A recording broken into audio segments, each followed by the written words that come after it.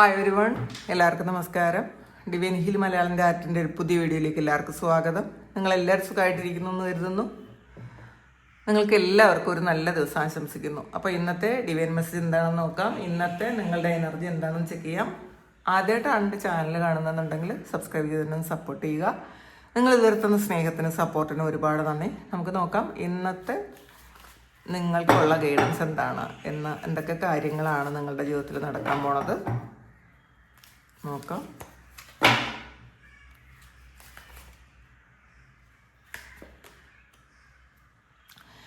Knight of പെൻഡക്കിൾസിൻ്റെ എനർജിയാണ് ആദ്യം വന്നത്. നോക്കട്ടെ. 9 of wands, sun card,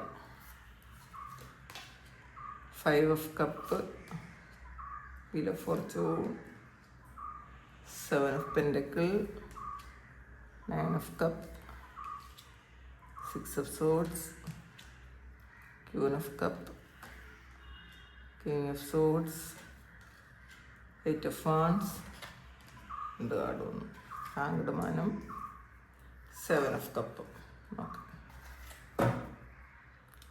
ടവറാണ് bottom വന്നിട്ടുള്ളത്. അപ്പോൾ ഇതിൽ ആദ്യം തന്നെ വന്നിട്ടുള്ളത് നൈറ്റ് ഓഫ് പെൻഡക്കിൾസിൻ്റെ എനർജിയാണ്. അപ്പം ചില കാര്യങ്ങൾ ചെയ്യണം എന്ന് വിചാരിച്ചിട്ട് ചെയ്യാൻ പറ്റാതെ സ്റ്റക്കായി പോയി എന്ന് നിങ്ങൾ ചിന്തിക്കുന്നുണ്ട്. നിങ്ങൾ മനസ്സിലാക്കാതെ നിങ്ങളുടെ ചിന്ത മാത്രമാണ് ആ സ്റ്റക്ക് എന്ന് പറയുന്നത്. നമ്മൾ തന്നെ ഉണ്ടാക്കി വെച്ച ചില കാര്യങ്ങളാണ്. നമ്മൾ ചിന്തിച്ചുകൊണ്ടേ ഇരിക്കുന്നത് എന്താണ് മൂവ് ചെയ്യാത്തത്, ഇതെന്തുകൊണ്ടാണ് ഇതിന് മാറാത്തത്. കാരണം ഇതിൽ 9 ഓഫ് വാൻഡ്സിൻ്റെ എനർജിയാണ്. ഇതിൽ ഇതും ഒരു വെയിറ്റിംഗ് എനർജിയാണ്. പക്ഷേ ഈ ഒരു വെയിറ്റിംഗ് എനർജി എൻ്റെ ആകുന്നു എന്നുള്ളതാണ്. നിങ്ങളുടെ മനസ്സുകൊണ്ട് പറയുക, ഞാൻ സ്റ്റക്കല്ല ഒരിക്കലും, ഞാൻ മൂവ് ചെയ്യാൻ തുടങ്ങുന്നു, ഞാൻ മൂവ് ചെയ്തുകൊണ്ടേയിരിക്കുന്നു എന്ന് നിങ്ങൾ പറയുന്നത് നല്ലതായിരിക്കും കേട്ടോ. ഞാൻ മുന്നോട്ട് പൊയ്ക്കൊണ്ടേയിരിക്കുന്നു, ഞാൻ ദൈവാനുഗ്രഹത്താൽ മുന്നോട്ട് പൊയ്ക്കൊണ്ടേയിരിക്കുന്നു എന്ന് മനസ്സിൽ വിചാരിക്കുക. നിങ്ങൾ അങ്ങനത്തെ അഫർമേഷൻ കൊടുക്കാൻ ശ്രമിക്കുക.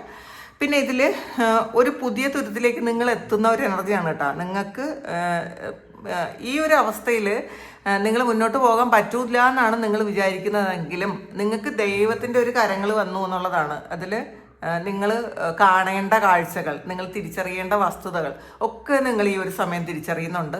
അത് മനസ്സിലാക്കുക. സൺകാർഡാണ്. ജീവിതത്തിലാകമാനം ഒരു മാറ്റം വരുന്നൊരു സമയമാണ്. കാരണം ഇന്നലെ മേട അമാവാസിയായിരുന്നു. അപ്പോൾ ഒരു ചേഞ്ചാണ്, പുതിയൊരു തുടക്കമാണ്. നിങ്ങൾ മാത്രം വിചാരിച്ചാൽ മതി. നമുക്ക് മുന്നോട്ട് എങ്ങനെ പോകണം എന്ന് നമ്മൾ മാത്രം വിചാരിച്ചാൽ മതി. ദൈവം നമ്മളുടെ കൂടെയുള്ളൊരു സമയമാണ്. അപ്പോൾ നമ്മൾ ആക്ഷൻ എടുക്കേണ്ടത്, നമ്മൾ ചെയ്യേണ്ട കാര്യം നമ്മൾ തന്നെ ചെയ്യണം. നമുക്കിപ്പം എല്ലാ കാര്യങ്ങളും ദൈവം വന്ന് ചെയ്തു തരുമെന്ന് വിചാരിക്കാതിരിക്കുക. നമുക്കിപ്പോൾ ഏതെങ്കിലുമൊക്കെ ഗൈഡൻസ് കിട്ടും. അത് ഏത് വഴിയാകാം, യൂട്യൂബ് വീഡിയോയിലാകാം, അല്ലെങ്കിൽ നിങ്ങൾ സംസാരിക്കുമ്പോഴാകാം, അല്ലെങ്കിൽ ഒരു വാട്സപ്പ് മെസ്സേജിലൂടെ ആകാം. നിങ്ങൾക്ക് മെസ്സേജസ് ആൾറെഡി കിട്ടുന്നുണ്ടായിരിക്കാം, പക്ഷേ നിങ്ങളതങ്ങോട്ട് എടുക്കുന്നില്ല എന്നുള്ളതാണ്. പക്ഷേ ഈ ഒരു സമയം നിങ്ങളുടെ ജീവിതത്തിൽ ഒരു പുതിയ തിളക്കം, ഒരു പുതിയ തുടക്കം ഒക്കെ വരുന്നൊരു സമയമാണ്. അപ്പോൾ ഇതിൽ നിങ്ങൾ ആക്ഷൻ എടുക്കണം എന്ന് തന്നെയാണ് ഇതിൽ കാണുന്നത്. കാരണം ഇതിനകത്ത് നമുക്ക് പ്രൊട്ടക്ഷൻ ഉണ്ട് ആൾറെഡി. ഈ പ്രൊട്ടക്ഷൻ ഉണ്ടോ എന്ന് സ്വയം ചോദിച്ചുകൊണ്ടേ ഇരിക്കുന്നു. എനിക്കിനി ഫ്യൂച്ചറിൽ എന്താണ് പറ്റുന്നത്. ആകുലത ഭയങ്കര കുറേ കൂടുതലുള്ള ആൾക്കാരാണ്. എൻ്റെ ഫ്യൂച്ചറിനെ കുറിച്ച് കൂടുതൽ ആകുലത ഉണ്ടെന്നുള്ളതാണ്. നമ്മൾ ആദ്യം പ്രസൻറ്റിൽ ജീവിക്കാൻ ശ്രമിക്കുക. പ്രസൻറ്റ് ശരിയായാൽ ബാക്കി എല്ലാം ശരിയായി. നമ്മൾ ഈ നിമിഷത്തിൽ ജീവിക്കാൻ ശ്രമിക്കുക. നമ്മൾ ഈ നിമിഷത്തിൽ നമ്മൾ ചെയ്യേണ്ട കാര്യങ്ങളൊക്കെ നമ്മൾ ചെയ്യുന്നുണ്ടോ എന്ന് മാത്രം തിരിച്ചറിയുക. നമ്മളോട് ചോദിക്കുക, ഞാൻ ചെയ്യേണ്ട കാര്യങ്ങളൊക്കെ ചെയ്യുന്നുണ്ടോ, അത് ഞാൻ വെറുതെയാണോ ഇരിക്കുന്നത്. അപ്പം നമ്മൾ ചെയ്യേണ്ട കാര്യങ്ങളൊക്കെ കൃത്യമായിട്ടും ചെയ്താൽ അത് ഫ്യൂച്ചർ ബ്രൈറ്റ് ആയിരിക്കും. കാരണം നിങ്ങൾക്ക് സമയം അനുകൂലമാണ്, അത് മനസ്സിലാക്കാം. 5 ഓഫ് കപ്പാണ്. അപ്പം ഇതിൽ ഇപ്പോഴും നമുക്ക് എന്ത് കാര്യമാണോ കിട്ടാത്തത്, ആ കിട്ടാത്ത കാര്യത്തിലാണ് ഇപ്പോഴും ഫോക്കസ് ഉള്ളത്. നമുക്ക് ദൈവം തരുന്ന ഒരുപാട് അനുഗ്രഹങ്ങളുണ്ട്. ആ അനുഗ്രഹങ്ങളെ നമ്മൾ ശ്രദ്ധിക്കുന്നില്ല എന്നുള്ളതാണ്. ഒരുപാട് വഴികൾ ദൈവം തന്നെ തുറന്നു വെച്ചിട്ടുണ്ട്, പറയുന്നുണ്ട് ഇതിലേ പൊക്കോന്ന്. പക്ഷെ നമ്മളത് കാണാതിരിക്കുന്നത് എന്തുകൊണ്ടാണ്? നമുക്ക് ഏറ്റവും പ്രിയപ്പെട്ടതെന്ന് നമ്മൾ വിശ്വസിച്ചിരുന്ന കുറേ കാര്യങ്ങളിൽ തന്നെ നമ്മൾ ഫോക്കസ് ചെയ്തിട്ടുണ്ട്. അതൊന്ന് ഫോക്കസ് മാറ്റാൻ പറ്റുന്നില്ല. അത് ചിലപ്പം ആ അനുഭവത്തിൻ്റെ ആ ഒരു ഇത് വലുതായിരിക്കും. അതുകൊണ്ടായിരിക്കണം പെട്ടെന്ന് മൂവ് ഓൺ ചെയ്ത് പുറത്ത് ഇറങ്ങാൻ പറ്റാത്തത്. പക്ഷേ ശ്രമിച്ചുകൊണ്ടേയിരിക്കുക. ഈ നഷ്ടപ്പെടലിൽ നിന്നും നിങ്ങൾ പുറത്ത് കടന്നേ മതിയാവും. അതാദ്യം മനസ്സിലാക്കാം. വീൽ ഓഫ് ഫോർച്യൂൺ ആണ്. ഈ വീൽ ഇങ്ങനെ കറങ്ങിക്കൊണ്ടേയിരിക്കും കേട്ടോ. ജീവിതത്തിൽ ഏറ്റക്കുറച്ചിലുകൾ വന്നുകൊണ്ടേയിരിക്കും, പ്രശ്നങ്ങൾ വന്നുകൊണ്ടേയിരിക്കും, നഷ്ടപ്പെടലുകൾ വന്നുകൊണ്ടേയിരിക്കും, സൗഭാഗ്യവും സമൃദ്ധിയും വന്നുകൊണ്ടേയിരിക്കും. ഇതൊരു വീലാണ്, ചക്രം കറങ്ങിക്കൊണ്ടേയിരിക്കും. അത് മനസ്സിലാക്കുക. നമ്മുടെ ജീവിതത്തിൽ ഇനി എല്ലാ കാലത്തും സുഖവും സന്തോഷവും മാത്രമേ എൻ്റെ ജീവിതത്തിൽ കിട്ടുകയുള്ളൂ എന്ന് പ്രതീക്ഷിക്കാതിരിക്കുക. പക്ഷേ നമ്മൾ വരുന്ന എല്ലാ കാര്യത്തെയും നമ്മൾ മാനേജ് ചെയ്യാൻ പറ്റണം. എന്ത് വന്നാലും നമ്മളുടെ കാഴ്ചപ്പാട് മാറ്റിയാൽ അത് മാനേജ് ചെയ്യാൻ പറ്റും എന്നുള്ളതാണ്. പിന്നെ ഒന്നും സ്ഥായിയായി ഇല്ല എന്നുള്ളതാണ് ഈ ഒരു വീൽ ഓഫ് ഫോർച്യൂൺ പറയുന്നത്. സന്തോഷമായാലും സങ്കടമായാലും ഒന്നും തന്നെ സ്ഥായി ആയിട്ടുള്ളതില്ല. അത് ഇങ്ങനെ മാറിക്കൊണ്ടേയിരിക്കും. മാറ്റമില്ലാത്തതായിട്ട് ഒന്നും തന്നെ നമ്മളുടെ ജീവിതത്തിലില്ല. അത് ആദ്യം മനസ്സിലാക്കുക. നമ്മൾ നഷ്ടപ്പെട്ടു പോയി എന്ന് വിചാരിച്ച കാര്യമൊന്നും നമ്മളുടേതായിരുന്നില്ല, അത് വേറെ ആരുടേതായിരുന്നു എന്ന് അത് കേട്ടിട്ടുണ്ടല്ലോ. അപ്പം നമ്മൾ ഇതെല്ലാം എൻ്റേതാണ് എന്ന് വിചാരിക്കുമ്പോഴാണ് ഈ പ്രശ്നം വരുന്നത്. ഇതൊന്നും എൻ്റേതായിരുന്നില്ല എന്ന് തിരിച്ചറിയുമ്പോൾ ആ പ്രശ്നവും തീരും. അപ്പോൾ ശാശ്വതമായിട്ടുള്ളത് ഒന്നും തന്നെ ഇല്ല എന്നുള്ളൊരു സ്ട്രോങ് ആയിട്ടുള്ളൊരു ചിന്താഗതി നിങ്ങളിൽ വേണം. അപ്പോഴാണ് നിങ്ങൾക്ക് സമാധാനം കിട്ടുന്നത്. അത് വേണം എന്നാണ് കാണുന്നത്. 7 ഓഫ് പെന്റക്കിൾസിന്റെ എനർജിയാണ്. അപ്പോൾ ഇന്നത്തെ ദിവസം നിങ്ങളെ സഹായിക്കാൻ പല വിധത്തിൽ ആൾക്കാർ വരും എന്നാണ് കാണുന്നത് കേട്ടോ. അത് ചിലപ്പോൾ നിങ്ങളെ അറിയാത്ത ആൾക്കാരായിരിക്കാം, ചിലപ്പോൾ നിങ്ങളുടെ ഒരു വിഷമം കണ്ട ആരെങ്കിലും നിങ്ങളെ സഹായിക്കുന്നതായിരിക്കാം. ഇത് ഒന്നിലധികം ആൾക്കാർ ഇന്നത്തെ ദിവസം നിങ്ങളുടെ ആവശ്യങ്ങൾ അനുസരിച്ച് അറിഞ്ഞ് സഹായിക്കാൻ വരുന്നു എന്നുള്ളതാണ് കാണുന്നത്. പിന്നെ ഇതിൽ കുറേ ഈ വരുന്ന ആൾക്കാർ അല്ലെങ്കിൽ നിങ്ങളുടെ മുന്നിലുള്ള കാര്യങ്ങളും എന്താണ് വേണ്ടതെന്ന് ആലോചിച്ചിട്ട് മാത്രം നിങ്ങൾ ഉപയോഗിക്കാൻ ശ്രമിക്കുക. ഒരു സഹായം സ്വീകരിക്കുന്നതും നിങ്ങളങ്ങനെ നിങ്ങളുടെ ഒരു ലോജിക്കൽ മൈൻഡ് വെച്ചൊന്ന് ആലോചിച്ചിട്ട് മാത്രം നിങ്ങൾ ചെയ്യാൻ ശ്രമിക്കുക. കുറേ ചോയ്സസ് ഉള്ള ദിവസമാണ്, കുറേ കാര്യങ്ങൾ നമുക്ക് കൺഫ്യൂസ്ഡ് ആക്കുന്ന ഒരു ദിവസമാണ്. നന്നായിട്ട് പ്രാർത്ഥിക്കാൻ ശ്രമിക്കുക. 9 ഓഫ് കപ്പിൻ്റെ എനർജിയാണ്. ഇതിൽ കുറേ ആൾക്കാർ ഇപ്പം നിങ്ങൾ വിചാരിക്കാത്ത സ്ഥലത്ത് നിന്ന് നിങ്ങൾക്ക് കുറേ ആൾക്കാരുടെ സഹായം കിട്ടും എന്നാണ് കാണുന്നത് കേട്ടോ. ഒരുപാട് സന്തോഷം. നിങ്ങൾ ചിലപ്പോൾ നമുക്ക് അറിഞ്ഞുകൂടാത്ത ആൾക്കാർ നമ്മളെ സന്തോഷിപ്പിക്കാൻ വരും. ചിലപ്പോൾ ആൾക്കാരുടെ ഒരു സംസാരം കൊണ്ടായിരിക്കാം, അല്ലാതെ എന്തെങ്കിലും ഒരു സഹായം നമുക്ക് വേണമെങ്കിൽ അങ്ങനെ ആയിരിക്കാം. അങ്ങനെയൊക്കെ ഉള്ളൊരു ഇതാണ് ഇതിനകത്ത് കാണുന്നത്. 6 ഓഫ് സോഴ്സിൻ്റെ എനർജിയാണ്. വളരെ സ്ട്രെസ്ഫുൾ ആയിട്ടുള്ള ഒരു അന്തരീക്ഷത്തിൽ നിന്ന് നിങ്ങൾക്കൊരു ചേഞ്ചാണ്, ഒരു ട്രാൻസിഷനാണ് ഇതിനകത്ത് കാണുന്നത്. നിങ്ങൾ ഇന്ന് ചിലപ്പോൾ ഒരു യാത്ര പോകേണ്ട ഒരു ആവശ്യം ഉണ്ടാകാം. ചിലപ്പോൾ അത് ഒറ്റയ്ക്കൊരു യാത്ര പോകാൻ നിങ്ങൾ തീരുമാനിക്കുന്നുണ്ടാകാം. ഇതിൽ നമുക്ക് നമ്മൾ തന്നെയാണ് പ്രയോറിറ്റി കൊടുക്കേണ്ടത്. നമ്മൾ മറ്റുള്ള ആൾക്കാർക്ക് പ്രയോറിറ്റി കൊടുക്കുമ്പോഴാണ് നമുക്ക് വിഷമം വരുന്നത്, അവിടെ നിന്ന് തിരിച്ചത് കിട്ടിയില്ലെങ്കിൽ. ഈ ഒരു സമയം നിങ്ങൾക്ക് പ്രയോറിറ്റി കൊടുത്ത് നിങ്ങൾ മുന്നോട്ട് പോകുന്നു എന്നാണ് കാണുന്നത്. ഒരു ട്രാവലുണ്ട് എന്തായാലും. കുറേ ആൾക്കാരും ചിലപ്പോൾ ജോലി സംബന്ധമായ കാര്യത്തിനോ അല്ലെങ്കിൽ നിങ്ങൾ വേറെ ഏതെങ്കിലും ചിലപ്പോൾ ഒരു വീട് കാണാനോ അല്ലെങ്കിൽ ഒരു വീട് വാങ്ങാനോ വേറൊരു സ്ഥലത്തേക്ക് പോകാൻ തീരുമാനിക്കുകയോ അങ്ങനെയൊക്കെ ചെയ്യുന്നു എന്നുള്ളതാണ് കാണുന്നത്. ഒരു നല്ല പോസിറ്റീവായിട്ടുള്ള ചേഞ്ച് ഇന്നത്തെ ദിവസം നിങ്ങളുടെ ജീവിതത്തിൽ വരുന്നു എന്നാണ് കാണുന്നത്. ക്യൂൻ ഓഫ് കപ്സ് വന്നിട്ടുണ്ട്. അപ്പം കുറേ ഓവർ തിങ്ക് ചെയ്യുന്ന ആ ഒരു സ്വഭാവം മതിയാക്കുക. നമ്മൾ എപ്പോഴും ഇത് വേണോ ഇത് വേണ്ടേ, മാത്രമല്ല നമുക്കല്ല ഇത്, നമ്മൾ മറ്റുള്ളവരെ സഹായിക്കാനും അതിന് വേണ്ടിയിട്ടാണ് ഈ ഭൂമിയിൽ വന്നതെന്ന് ചിന്തിക്കുന്ന ആൾക്കാർ പോലെ ഉണ്ട്. കാരണം നമ്മളെപ്പോഴും നമുക്ക് പ്രയോറിറ്റി ഒന്നും കൊടുക്കാതെ നമ്മുടെ കൂടെയുള്ള ആൾക്കാർക്ക് കൂടുതൽ കാര്യങ്ങൾ ചെയ്തു കൊടുക്കും. അപ്പം അവർക്കാണ് ഏറ്റവും കൂടുതൽ പ്രയോറിറ്റി കൊടുക്കേണ്ടത്. അല്ലെങ്കിൽ ഞാൻ ഭാര്യയാണ്, ഭർത്താവാണ്, മകളാണ്, മകനാണ്, അതുകൊണ്ട് എന്നെ ഡിപ്പെൻഡ് ചെയ്ത് നിൽക്കുന്ന ആൾക്കാർക്കാണ്, അവരെന്നെ കൊണ്ടാണ് ജീവിക്കുന്നത്, അവരുടെ സന്തോഷം ഞാനാണ്, അതുകൊണ്ട് ഞാൻ അവർക്ക് വേണ്ടി ജീവിക്കണം. അങ്ങനത്തെ അത് തെറ്റായ ഒരു ധാരണയാണ്. നിങ്ങൾക്ക് വേണ്ടിയിട്ട് ജീവിക്കുക, കൂടെ ജീവിക്കുന്ന ആൾക്കാരെ സന്തോഷിപ്പിക്കാൻ ശ്രമിക്കുക, അവരെ പ്രൊട്ടക്റ്റ് ചെയ്യുക. അല്ലാതെ മറ്റുള്ളവർക്ക് വേണ്ടിയിട്ടല്ല നമ്മൾ ജീവിക്കുന്നത്, നമുക്ക് വേണ്ടിയിട്ട് നമ്മൾ ജീവിക്കണം. ഈ നമുക്ക് വേണ്ടിയിട്ട് നമ്മൾ ജീവിക്കുമ്പോഴാണ് മറ്റുള്ളവരെ യഥാർത്ഥത്തിൽ നമുക്ക് സ്നേഹിക്കാൻ പറ്റുന്നത്. ഒരു തരത്തിലുള്ള കണ്ടീഷൻസ് ഇല്ലാതെ നമുക്ക് അവരെ സഹായിക്കാനും സ്നേഹിക്കാനും ഒക്കെ പറ്റുന്നത് നമ്മൾ ഇൻഡിപെൻഡൻ്റ് ആയിട്ട് നമുക്ക് വേണ്ടിയിട്ട് നിന്ന് നമ്മളെ സ്നേഹിച്ച് മുന്നോട്ട് പോകുമ്പോഴാണ്. അതെപ്പോഴും ഒരു തിരിച്ചറിവായിട്ട് നിങ്ങളുടെ മനസ്സിൽ ഉണ്ടായിരിക്കണം എന്നുള്ളതാണ്. കിങ് ഓഫ് സോഴ്സിൻ്റെ എനർജിയാണ്. ഇതിനകത്തൊരു ജസ്റ്റിസും ഉണ്ട്. അപ്പോൾ ഇന്ന് നിങ്ങൾ എടുക്കുന്ന തീരുമാനങ്ങൾ വളരെ സ്ട്രോങ് ആയിട്ടായിരിക്കും എന്നാണ് കാണുന്നത്. ഇതിൽ പറയേണ്ട കാര്യങ്ങൾ കൃത്യമായിട്ട് പറയും, ഈ ക്യൂൻ ഓഫ് കപ്സിൽ നിന്നുമാണ് നിങ്ങളൊരു കിങ് ഓഫ് സോഡ്സിൻ്റെ എനർജിയിലോട്ട് വരുന്നത്. അപ്പോൾ നമ്മൾ മറ്റുള്ളവരെ വിഷമിപ്പിക്കേണ്ടെന്ന് വിചാരിച്ചിട്ട് നമ്മളങ്ങ് സഹിക്കാനാണ് തീരുമാനിക്കുന്നതെങ്കിൽ, അങ്ങനെയാണ് തീരുമാനിച്ചിരുന്നെങ്കിൽ ഈ ഒരു സമയം നിങ്ങൾ ചിലപ്പം റെസ്പോണ്ട് ചെയ്യില്ലായിരിക്കും, പക്ഷെ തീരുമാനങ്ങൾ എടുക്കും കൃത്യമായിട്ട്. നീതി ഏതിൻ്റെ ഭാഗത്താണ്, ഞാൻ ഇതുവരെ ചെയ്തത് നീതിയാണോ, അല്ലെങ്കിൽ മറ്റുള്ളവർ എന്നോട് ചെയ്തുകൊണ്ടിരിക്കുന്നത് നീതിയാണോ എന്നൊക്കെ സ്വയം ഒരു അനലൈസ് ചെയ്യും നിങ്ങൾ ഇന്നത്തെ ദിവസം. അങ്ങനെ ചെയ്യുമെന്നാണ് കാണുന്നത്. 8 ഫാൻസിൻ്റെ എനർജിയാണ്. അപ്പോൾ ഒരു ട്രാവലുണ്ട് ഇതിനകത്ത്, പിന്നെ സക്സസ് ആണ്. അപ്പം നിങ്ങൾക്ക് സന്തോഷിക്കാൻ പറ്റുന്ന തരത്തിലുള്ള ന്യൂസ് നിങ്ങൾക്ക് വരും എന്നുള്ളതാണ് കാണുന്നത് കേട്ടോ. അപ്പോൾ നമ്മുടെ ഹാർഡ് വർക്കിൻ്റെ ഫലം, ചിലപ്പോൾ എക്സാം എഴുതിയിരിക്കുന്ന ആൾക്കാർ അതിൻ്റെ ഫലം കിട്ടുന്നു എന്ന് കാണുന്നുണ്ട്.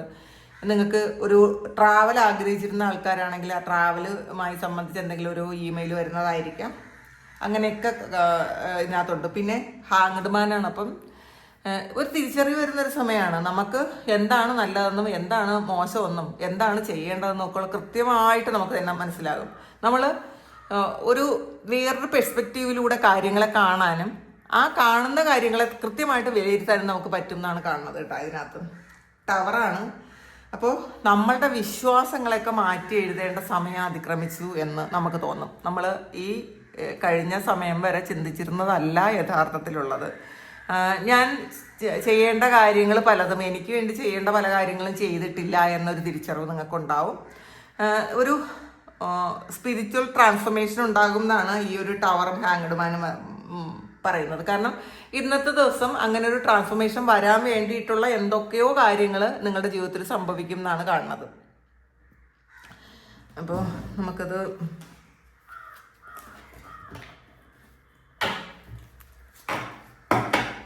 ഇതിൽ കൂടി നോക്കാം.